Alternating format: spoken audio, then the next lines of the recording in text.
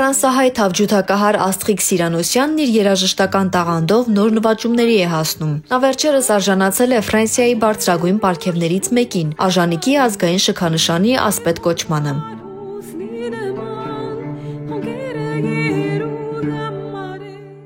Անշուշտ ինձ համար կարևոր է շատ ուրախ եմ, բայց ավելի շատ իմ բոլոր ընտանիքիս համար այդ կարևորություն է գա։ Այս բարձր պարգևով Աստղիկը միանում է այն արտիստների շարքին, որոնք իրենց տաղանդով եւ մեծահոգությամբ ամրապնդում են Ֆրանսիայի մշակութային ազդեցությունը։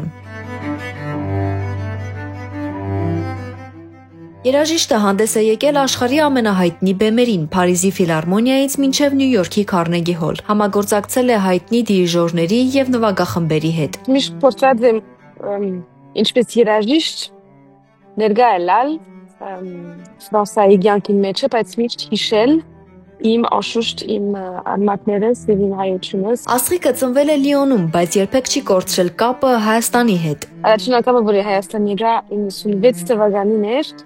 եւ հայրս հայ կոմպոզիտորներուն օգնություն էր բերում թուք, մադինք եւ այլն, որ կարողանան իրենց գործերը շարունակել։ Հենց ընտանիքն էլ նպաստել է հայրենիքի հետ կապի ամրապնդմանը։ Երաժիշտն իր բոլոր համերգներին պարտադիր մեկ հայկական կատարում է ունենում։ Այսպես օտարերկրացիներին եւս ներկայացնում է հայկական երաժշտությունը։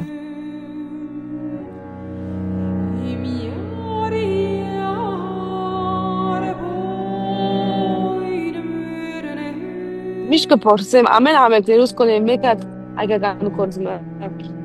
կփորձեմ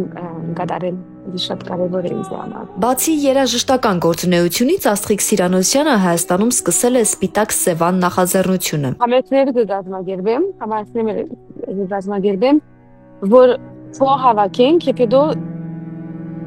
երաժիշտներու համար գործիքներ դանենք, լարեր դանենք, ուղղակի որ օգնություն բերենք Հայաստանին։ Հայաստանում աշխատանքն այսքանով չի սահմանափակվում։ Հաջորդ տարի ֆրանսահայ երաժիշտը նոր համերգ կունենա հայրենիքում։